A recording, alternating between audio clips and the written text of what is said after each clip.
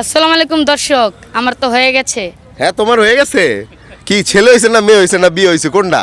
আরে এডি না, তাহলে কি হয়েছে? 1 লাখ ফলোয়ার হয়েছে। ও তোমার পেজে 1 লাখ ফলোয়ার হয়েছে? জি। তুমি যেমন কইলা হয়ে গেছে, আমি তো ভাবছি কি নাকি। আল্লাহ, 1 লাখ ফলোয়ার! তুমি না কয়দিন আগে 50,000 ফলোয়ার হইলো, জি এখন 1 লাখ হয়ে গেছে।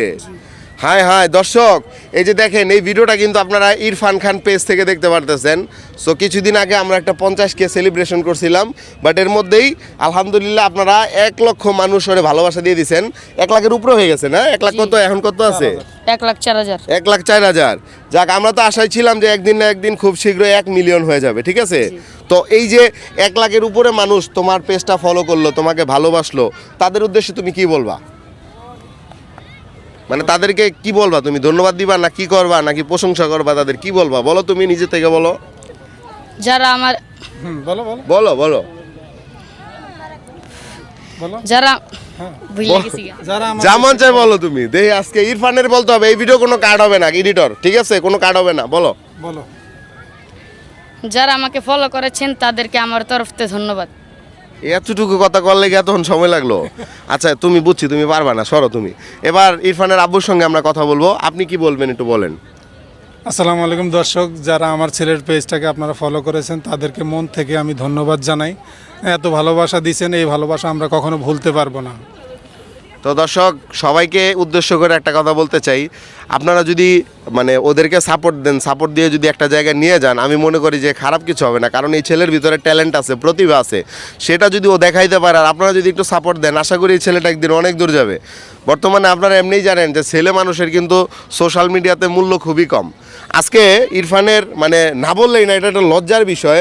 ইরফানের এখন পর্যন্ত যদি আমি বলি, আমাদের ফেসবুক পেজ থেকে ইরফানের যে কয়টা গান আপলোড হয়েছে, অ্যারাউন্ড যদি আমরা সব কিছু যদি হিসাব করি, মানে 2 থেকে 300 মিলিয়ন ভিউ হয়ে গেছে আমাদের ভিডিওতে শুধুমাত্র।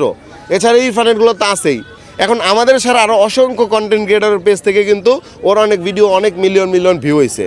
বাট এখন পর্যন্ত আমি দেখছি যে ভালো কোনো জায়গা থেকে এখনও পর্যন্ত ইরফানের কোনো সুযোগ আসে নেই।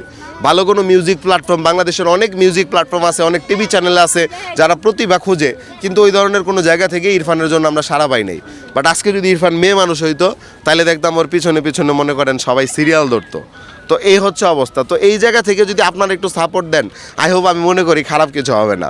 আপনারা একটু সাপোর্ট দেন, ওর কারো কাছে যাওয়া লাগবে না, ও নিজেই গান রিলিজ করবে, ও নিজের ইউটিউব চ্যানেল খুলবে, ওই চ্যানেল খুলে ওর চ্যানেলে ও গান গাবে, ঠিক আছে? কারো সাপোর্টের দরকার নেই, শুধুমাত্র আপনাদের সাপোর্ট দরকার। আজকের মতো এই পর্যন্ত। আর এই ভিডিওটা যারা দেখতেছেন, আমি চাই সবাই ওদের পেজটা আবার একটু ফলো করে দেন, যারা যারা এখনও করেন নাই। এই ভিডিও থেকে আমি কথা দিলাম, এতদিন ইরফান কথা দিছে, এই ভিডিও থেকে যদি 1 লক্ষ ফলোয়ার ইরফানের পেজে আসে, তাহলে ইরফানের জন্য থাকবে অনেক বড় একটা সারপ্রাইজ, ঠিক আছে ইরফান? মানে আমি তোমাকে সারপ্রাইজ দিব যদি এই ভিডিও থেকে 1 লক্ষ মানে ফলোয়ার আসে, ঠিক আছে? তাহলে তুমি সবাইকে বলে দাও যে তারা যেন সবাই তোমাকে ফলো করে, সাপোর্ট করে। দেখো, তোমার জন্য কিন্তু অনেক বড় একটা সারপ্রাইজ আছে যদি 1 লাখ ফলোয়ার এই ভিডিও থেকে হয়। আপনারা সবাই আমাকে সাপোর্ট করবেন। এতটুকুই। ইরফান কিন্তু গান ছাড়া কথা খুবই কম বলতে পারে।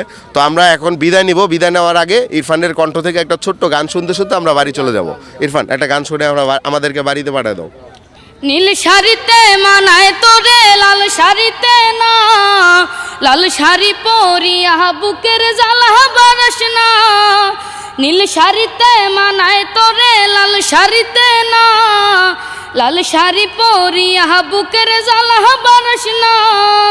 লাল শাড়িতে ঠিকানা তোর, লাল শাড়িতে বাস, আমার ঘরে আইসা শুধু করলি সর্বনাশ।